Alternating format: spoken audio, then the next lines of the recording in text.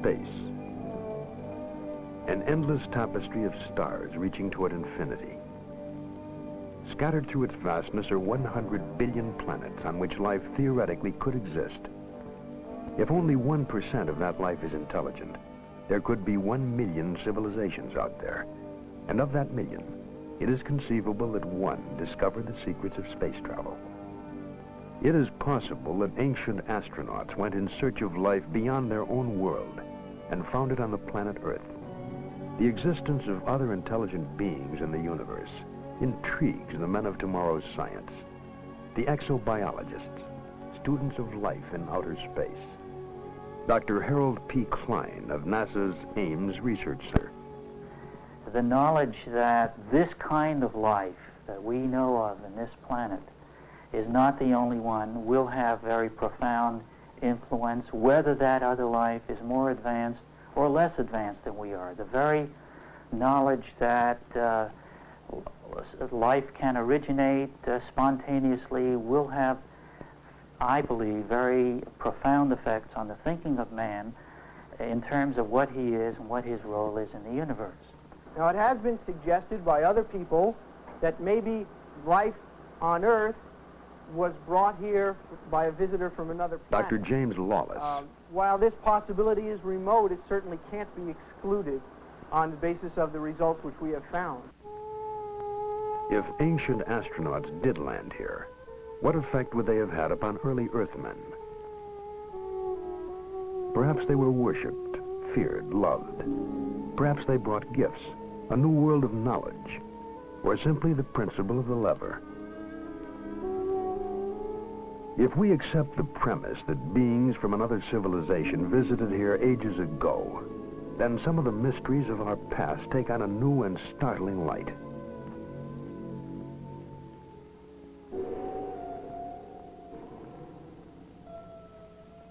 The Baghdad Museum in Iraq has on display a clay vase dating back before the birth of Christ. The vase is also a 2,000-year-old battery. A small copper tube is placed in the narrow neck, and a rod made of a metal alloy is inserted in the copper tube. When filled with hydrochloric acid, it produces an electric current. The vase was, it seems, a primitive galvanic cell battery. Count Volta is credited with having invented the electric cell 2,500 years later. Was the secret of electricity revealed to man thousands of years ago? Is it possible that this planet Earth has been visited by travelers from outer space? Did they wander through the throbbing light years of the universe in search of other life and find it here?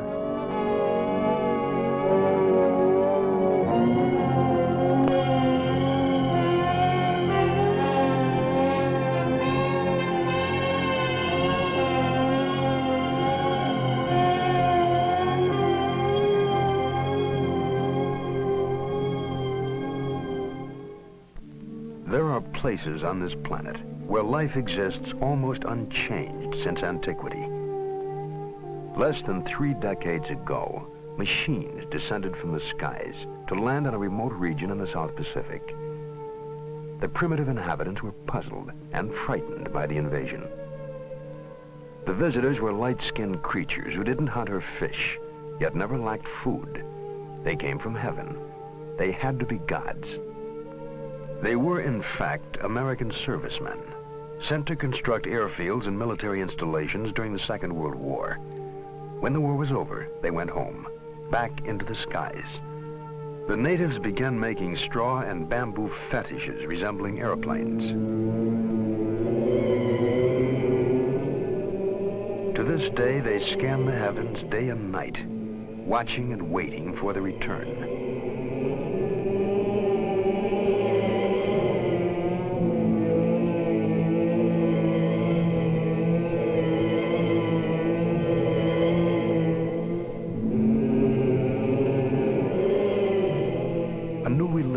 A new cult was born from the encounter between a primitive people and visitors from a highly developed, technically superior society.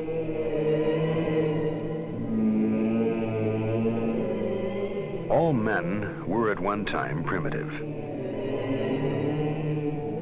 It is possible to imagine that our own forebears may well have reacted in the same way to visitors from outer space.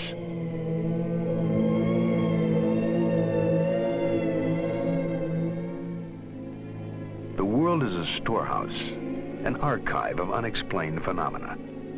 Gigantic creations, in effigy of what? To appease or acclaim whom? Early stone carvers left silent records for their descendants, to tell us something, but not quite enough. Statues modeled after strange beings, statements to the scope of their awesome powers.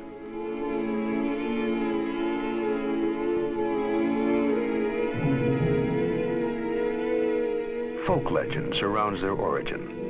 Strange stories of gods who appeared riding across the skies in flaming chariots of light. Whole civilizations were structured around these gods. Civilizations which at one time flourished and then mysteriously disappeared. Only stone relics survive to give mute testimony to their time. Their true history has been the cause of much scientific inquiry and romantic speculation.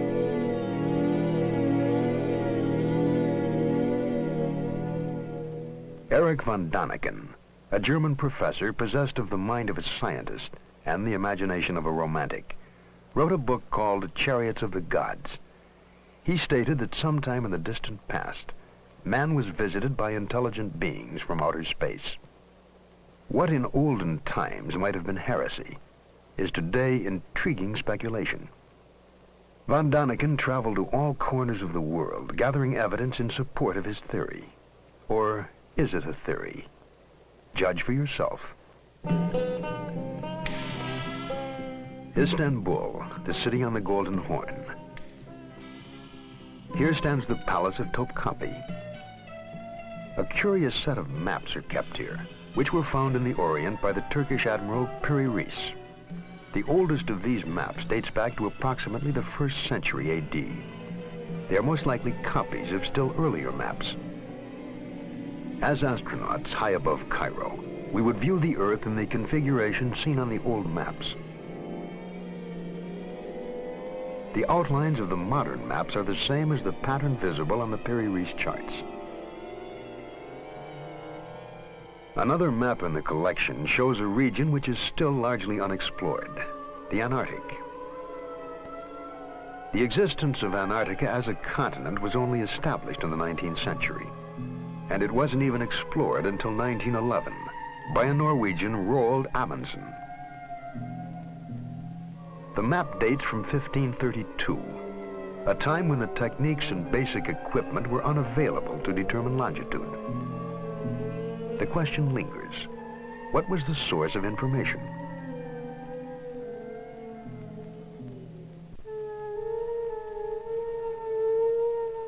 The world's first great cities might have been constructed, according to von Däniken, under the supervision of the same being who offered instruction for making the maps of Piri Reis. Teotihuacan lies on a broad, flat plain curtained by mountains in central Mexico. It was once the center of the highly advanced Aztec Empire. When the Spaniards arrived in the early 16th century, they found an established society of artisans and intellectuals. The name Teotihuacan means where the gods reside. And the city of the gods is dominated by the Pyramid of the Sun. It is 216 feet high and forms a small mountain weighing 2.5 million tons. The Aztecs worshipped the sun as the source of all life. They offered human sacrifices to the sun god atop stone pyramids marked with glyphics, vague symbols relating the history of an ancient people. Archaeology seeks answers to questions about man's past by digging through what he has left behind. Here they uncovered a chain of riddles which stretches across the expanse of modern Mexico. A mile to the south is the Temple of Quetzalcoatl. Legend tells us that he was a light-skinned, bearded man who who came from the stars. Supposedly, he taught men law, the arts, and the cultivation of corn. The head of a great feathered serpent represents the god Quetzalcoatl. When Quetzalcoatl finished his mission on Earth, he departed to his native star, promising to come back someday. It is a pervasive part of mythology that gods fly to the stars with a pledge to return. The strain runs through all folklore.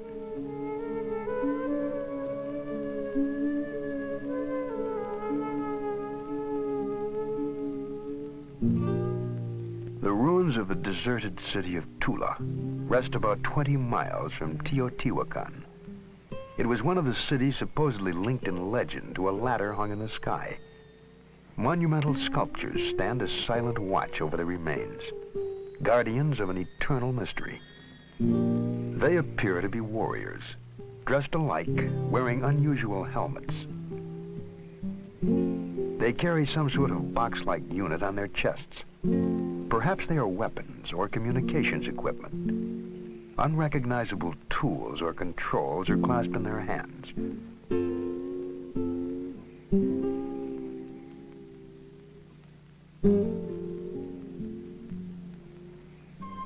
The nearby sacred well of Cenote forms a perfectly round crater in the rock.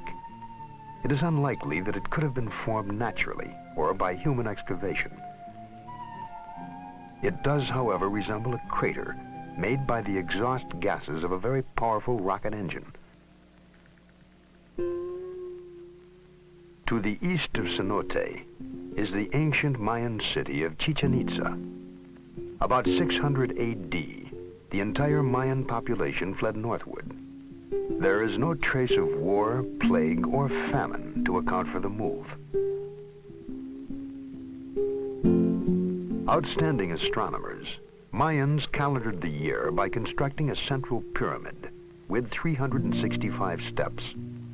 They also developed a formula to predict eclipses without ever knowing about the revolution of the Earth, Moon, and Sun. There is no way of telling how they discovered these secrets, but von Daniken believes that some ancient astronaut may have told them of the solar system in which they lived. A stone relief portrays a god in a helmet with projections resembling antennae. The Mayans named their patron Kukulkan. In every 6,000 years, the Mayan calendar is off by only one day. Such was the gift of Kukulkan.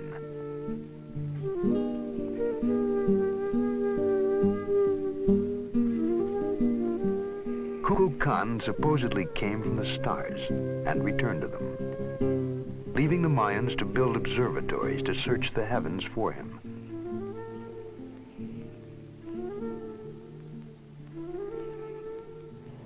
Perhaps with our modern observatories and telescopes, we are still searching for Kukulkan and Quetzalcoatl, who deserted to ancient skies. Modern science examines the heavens in search of information. Data, according to Dr. Werner von Braun, that gives us perspective on our own brief existence in the firmament. I think it is important to remember that distant stars are not only far away from us in terms of miles, but life on other planets can also be very far away from us in terms of time. The Earth is believed to be approximately 5 billion years old, and if you condense mentally these 5 billion years into 1 year, then the presence of men on this Earth would be about 1 minute out of that 1 year, and the period since man understood radio and was capable of effectively communicating with heavenly bodies outside of the Earth would only be approximately 1 second out of that year. So if you want to communicate with another heavenly body and intelligent life thereon, you have to reach that other heavenly body also at a time when these people have invented the radio and know how to operate it and have their receivers going, so to speak. But we had no receivers going, even a mere 50 years ago. We were too busy with the steam engine and the biplane. Dr. Harold Klein. It is highly possible that advanced civilizations have in the past, or may in the present, try or have tried to contact us, to survey us, to watch us. We cannot rule that out. We have no indications of that. It may be equally possible that a really intelligent society has watched us for some time, has looked us over and decided, based on our activities, that this planet is beneath their dignity, so to speak, and is simply not worth bothering with. Quite possibly we were too backward to bother with, but we have come a long way in a short time, and we are prepared to reach out into the universe. Writer and sociologist Eric Hoffer suggests a reason for our return to space. He wrote, "I always felt that man is a stranger on this planet, a total stranger. I always played with the fancy, maybe a contagion from outer space is the seed of man. Hence our prior occupation with heaven, with the sky, with the stars, the gods, somewhere out there in outer space. It is a kind of homing impulse. We are drawn to where we came from."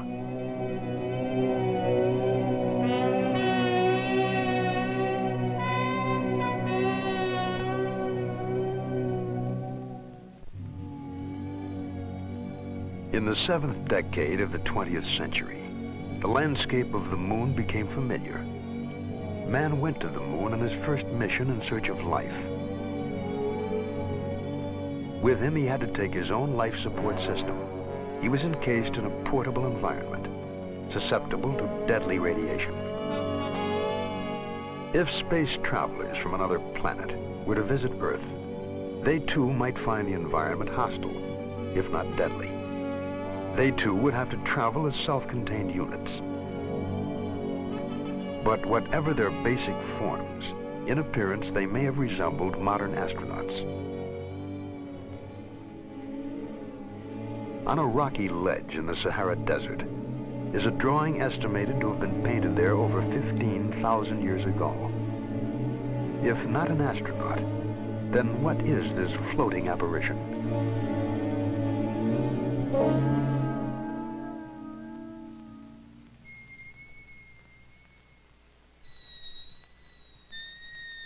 Henri Loti, the early French archaeologist, discovered the image of a 19-foot giant and called him the great god Mars.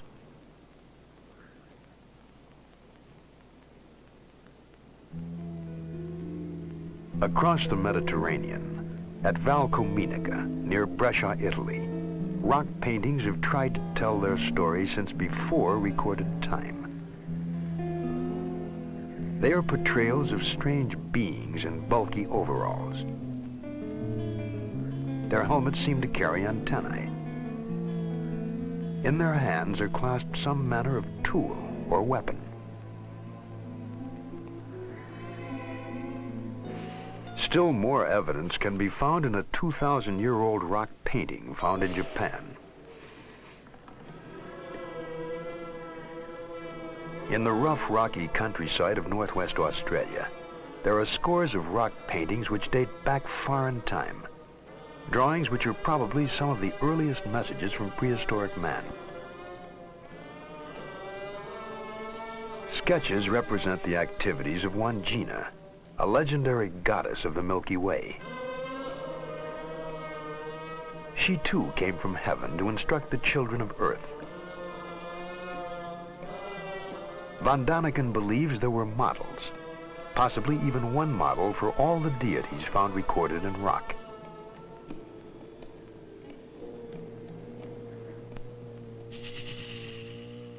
The mysteries of the past manifest themselves on all continents.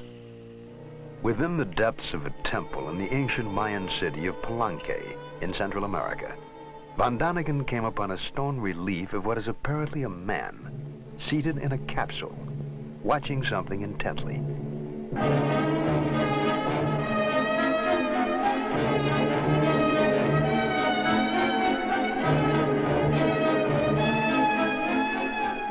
His hand seemed to be operating some undefinable controls.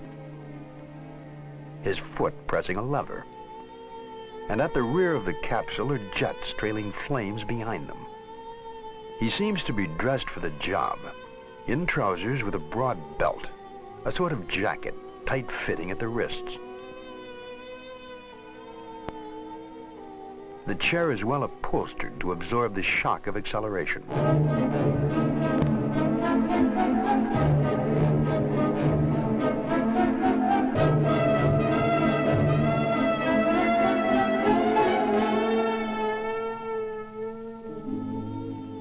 Mayan legend says that he represents their space-traveling god, Kukulkan, the winged god of Palenque.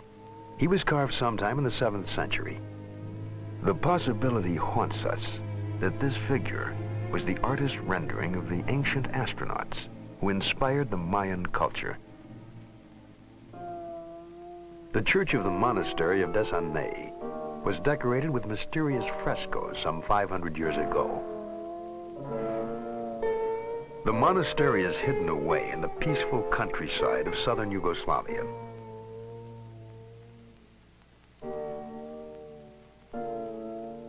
High above the chapel, almost out of sight, the fresco silently challenges our minds with its startling story. It depicts what may have been the first air battle to be witnessed by man, almost 500 years before the known discovery of flight.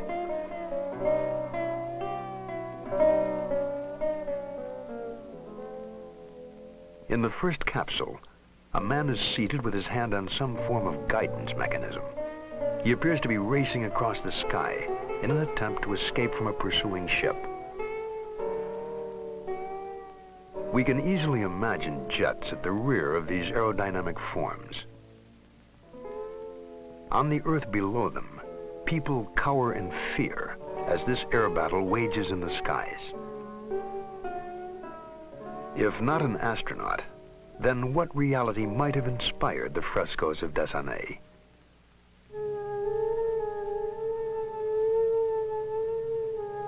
Myths, legends, legacies of ancient man have not all been lost in ambiguous reference. History is the scribe of man. There are records in cuneiform, Sanskrit, Amharic, Tibetan, and languages which have not yet even been deciphered. New texts are constantly being discovered. Some, like the Dead Sea Scrolls, are readily understandable to scholars. Translating other fragments of written history is laborious and time-consuming. Only a minute fraction of surviving texts have actually been transcribed.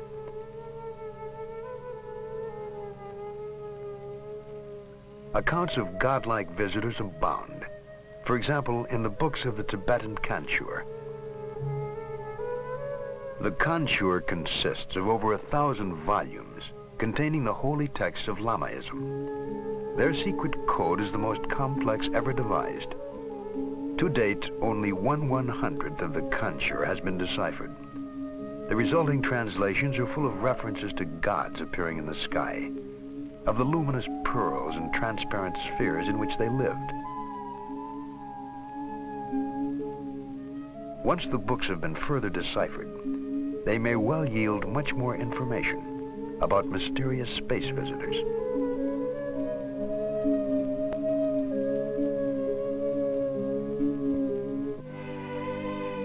Closer to Western civilization, we have one of the world's most detailed records, the Bible. The Bible says that the Lord caused to rain upon Sodom and Gomorrah brimstone and fire. God sent his messengers to warn Lot's family of impending disaster. The angels told Lot, "Flee for your life. Do not look back. Flee to the hills lest you be consumed." The messengers were insistent that he leave the city immediately. Von Daniken wondered if they had foreknowledge of an impending cataclysmic explosion.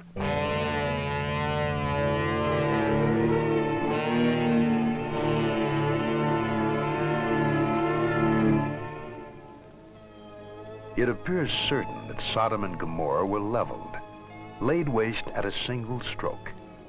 All traces of the communities have disappeared. So complete was the destruction. The report of the catastrophe ends. Then he looked down and beheld, and lo, the land went up like the smoke of a furnace.